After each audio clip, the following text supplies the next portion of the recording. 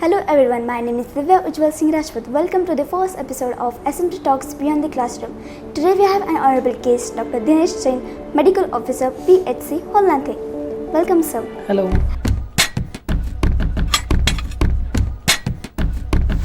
Hello doctor. These days many children and students consume junk food regularly because they enjoy its taste. Could you please explain the harmful effects of eating junk food frequently and elaborate on the health risks associated with it?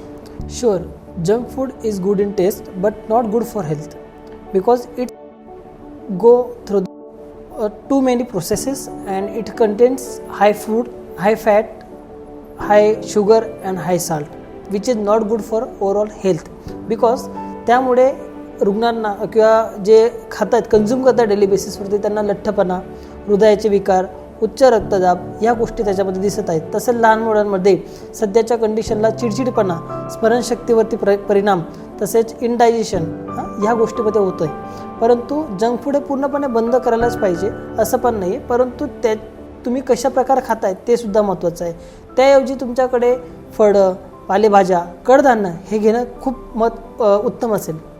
Thank you for sharing such a valuable information, sir. Now I will read out the names of some food items that our students commonly consume. Could you please rate each item on a scale of 1 to 10 based on its healthiness and provide a brief explanation?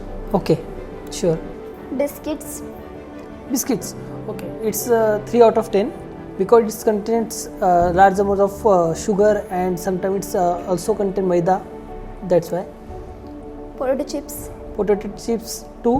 याच्यामध्ये पण fat जास्त असतो, तेल जास्त, कोणत्या प्रोसेसने बनवता ते पण महत्त्वाचं असतं, पण त्याच्यामध्ये सॉल्ट अँड फॅटचं प्रमाण जास्त आहे तर ते शरीरासाठी योग्य नाही. चॉकलेट्स और कॅन्डी. चॉकलेट्स और candy 5 out of 10. Dark chocolate तुम्ही खाऊ शकतात पण ते पण प्रमाणामध्ये, पण ज्यामध्ये जास्त प्रमाणात साखर मिसळलेली असेल तर ते अवॉइड करायला हवी. केक्स 4. याच्यामध्ये पण मैदा, प्रोसेस फूड असतो तर ते पण जेवढं अवॉइड केलं बेटर राहील, पण ओकेजनली खायला काही हरकत नाही आहे. कुरकुरे 0. याच्यामध्ये प्रोसेस फूड अँड त्याचे जे इंग्रेडियंट्स आहेत ते पण शरीरासाठी तेवढे हेल्दी नाही आहेत तर ते नाही खाल्लं तर बेटर राहील.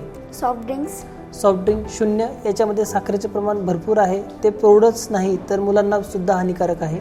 Energy drink 0. याच्यामध्ये कॅफेन आणि साखरेचे प्रमाण याच्यामध्ये पण जास्त आहे आणि तदनंतर त्याच्यामध्ये जे ॲसिड असेल ते पण पोटासाठी हानिकारक आहे. नूडल्स 3. याच्यामध्ये जर तुम्ही भाजीपाला टाकून जर खात असणार तर खायला काय हरकत नाही आहे, पण ते पण occasionally.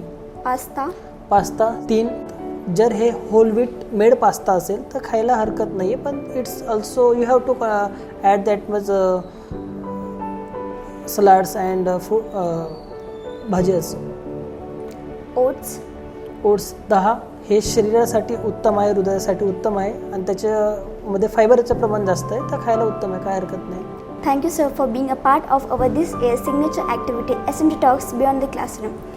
See you in the next episode with another guest and with another topic. Thank you.